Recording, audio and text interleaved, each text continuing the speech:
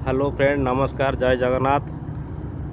ये देखु मु हल्दिया पोर्टर मैप देखा हल्दिया पोर्टर लोकेशन जे कि देखु फरेनर जहाज आसूची। ये जहाज आमर एठी बहुत प्रकार आमर बहुत जिनस एक्सपोर्ट आमदानी हुए रप्तानी हुए। बहुत जिनस देश रु आसे बाहर देश रु आसे बाहर देश को जाए। देखु बड़ जहाज को आने छोट जहाज आगपटे गोटे अच्छी एवं पछपटे देखी दूसरी वीडियो आप देखु क्लीयर आसन जूम कर दूसरी देखु देखिपारे मोबाइल कैमेरा क्लारिटी एत ना खास ना से देखा ही पारनी। एटा देख 13 नंबर जेटी रे जहाज टी आसिक लगे जैकि ये जेटी रे बर्थिंग हम सेपटा आमर 2 नंबर जेटी आटा आमर देखु एटा आमर है मेकानिकल लाइन आटा कह गले एटा बहुत बड़ा समुद्र नुहे एटी गोटे नदी थिला जेकि एटी नदीटा को एटी खोला जाए कि माने गभीर करा जाए कि जहाज को अणा जाउची जे कि बेसी जे कि अधिक टनेज जहाज नहीं कि आसी पारे ना। मिनिमम 20,000 टन 30,000 टन रु अधिक आसी पारे ना जहाज एति कैपेसिटी माल नहीं आसे जे कि ये जहाज जी बड़ जहाज आर यार मिनिमम लक्ष्य ऊपर टन माल नहीं आसिया कथा कि कहीं ना जदि अधिक नहीं आसला जहाँफल तार तले लगे जहाजर डैमेज भी हम। देखु छोट जहाज टाणी टाणी की माने आगपटे गोटे रछपटे भी गोटे रही टाणिकी आणिकी एठी लगेबे।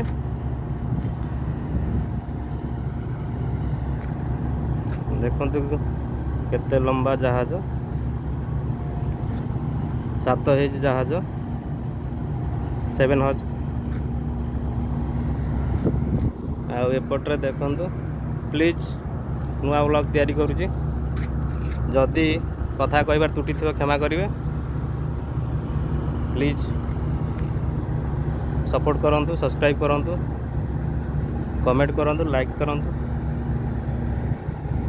जदि मोर प्रथम ब्लॉग टी भल लगिला लोक भल कमेंट कले ताले मु सेकेंड ब्लॉग भी आसबि। देखु जहाज केमी आसूची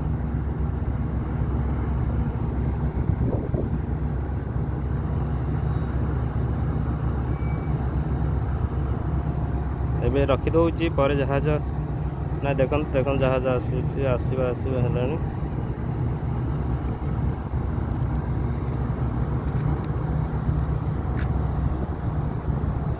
जहाज को देखु ये जहाज ताकू टाणी की ताकू माने ये ताकू माने सपोर्ट कर कि नक्शा बताऊँगी माने ऊपर देखु ऊपर तांकर सेठी कैप्टेन जे कि तांकर जहाज चलाती जे मेन गोटे जहाज जदि बाहर देश रु इंडिया को आसे मिनिमम मासे भड़ा लगी जाए तांको ट्रैवलिंग रे से जहाज रे प्रचुर परिमाण मात्रा रे खाद्य सामग्री पानीय जल सबू व्यवस्था भरपूर थाए। जदि कौन सी असुविधा त्रुटि असुविधा हुए से माने धर इंडिया रे बर्थिंग है इंडिया रू से माने सब जिनस किणती। देखो जूम कर दूँ आपको देखो सी एपट रोप लगे टाणुची सेपटे से रोप लूज कर देजी आउपटे देखो टाटा ये है क्रेन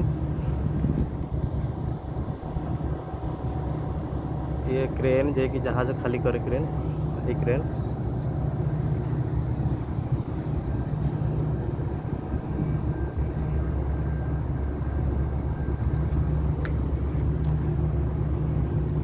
आउ देखी पारे जूम कर दूँगी एपट देखुए गोटे लाल कलर गोटे माने देखा प्लास्टिक भाया सेटा सेफ्टी बोट बाई चान्स जदि जहाज कौन असुविधा हुए ସମୁଦ୍ର ଭିତରେ ମାନେ ଏମାନେ ଆହା ଦ୍ୱାରା ସାହାଯ୍ୟରେ ଏମାନେ ଜୀବନଟାକୁ ବଞ୍ଚେଇ ପାରିବେ। ସେଥିପାଇଁ ଦୁଇ ପଟରେ ଦୁଇଟି ଥାଏ ସେଫ୍ଟି ବୋଟ୍ କୁହାଯାଏ।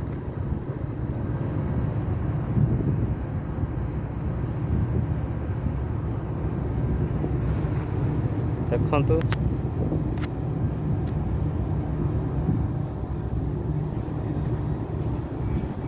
ଏ ପୋର୍ଟଟା ନାଁ ହେଲା ହଳଦିଆ ପୋର୍ଟ। ମୁଁ ଏଇ ପୋର୍ଟରେ କାମ କରେ। ଦେଖନ୍ତୁ ଜାହାଜ ଆସିଲା। ଏଠି ଭିଡ଼ିଓ କରିବାର ବି ଆଲାଉ ନାହିଁ। ମୁଁ ଲୁଚେଇକି କରୁଛି। ବାଇଚାନ୍ସ ଯଦି ଏମାନେ ସେଫ୍ଟି ବାଲା ଦେଖିଦେବେ ତାହେଲେ କ୍ୟାମେରା ବି ଛଡ଼େଇକି ନେଇପାରନ୍ତି।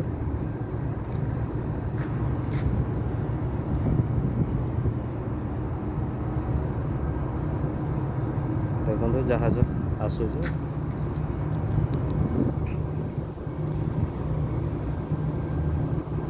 ଆର ଦେଖିପାରୁଥିବେ ଜାହାଜର ପଙ୍ଖା ଏତେ ପାୱାରଫୁଲ୍ ଯେ କି ତଳ ପାଣି ଗୋଳିଆ କରି ବାହାର କରିଦେଉଛି। ଯେ କି ତଳ ପାଣିଟା ଦେଖିପାରୁଥିବେ ପୁରା ମାଟିଆ କଲର୍ ହେଇଗଲାଣି।